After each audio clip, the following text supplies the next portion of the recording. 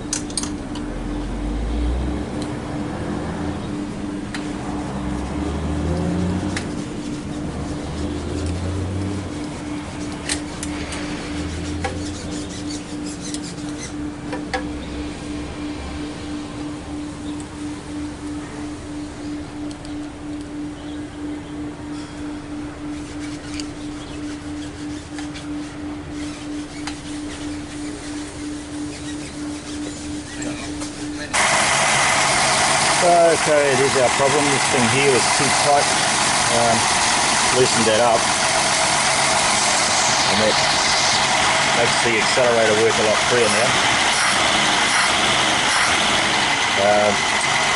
But the carbies are way out of adjustment, so I think we're going to have to figure something out here, because if it's idling, the connecting rod doesn't turn up.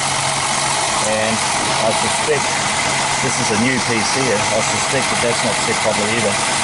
So we'll go through the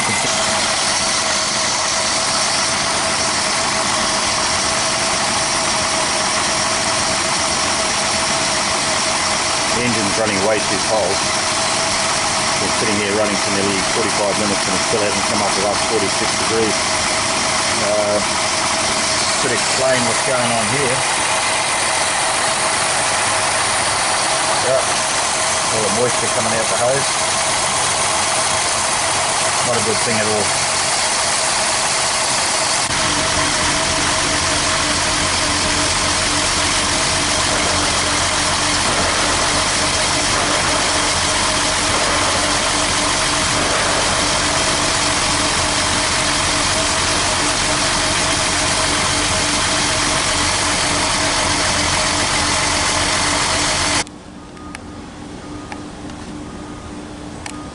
Anyway, so let's have a look around this old car. Pretty well optioned up for a 250. It's got a white steering wheel. Original cocoa mats, they're a bit worn, but yeah, that's not surprising. It's done 123,000 miles, and it has a factory aircon, which for a 250 is also pretty unusual. These cars have got a similar upholstery to the 111s, the Finnies, the last of the Finnies are very similar to these. All that carpet in the back is in really nice condition. Rear mats are original.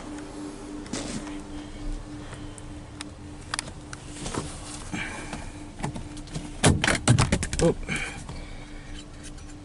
There's an unused ashtray, never been used.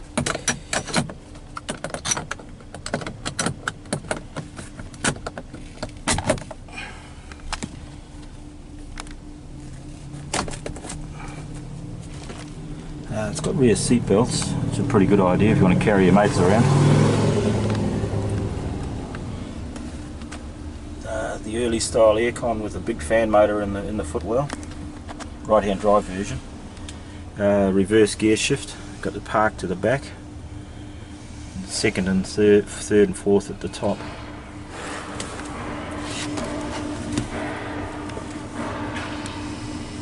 Everything's in pretty nice condition under there. I see a switch there, and I bet I know what that's for. I bet that's to turn on the fan when it runs hot. And it's a bit of a stopgap on the part of somebody. Original rubber on the foot pad there. That's a right-hand drive style washer pump. Washer motor switch, I should say. Console.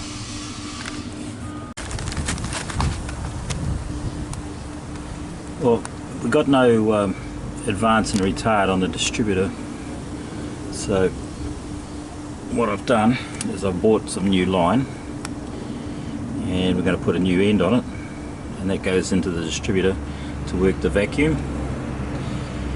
So hopefully that will improve matters a bit. So got a little end that fits into that.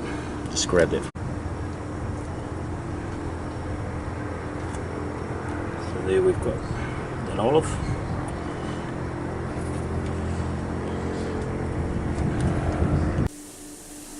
Okay, so now we're going to test the thermostats. Got it in here, just cooling it down. Make sure it closes. It's a good place to keep the thermostats, in the freezer. So, let's have a look. Just wait for that water to boil, and then we'll test the thermostat to see what temperature it opens at.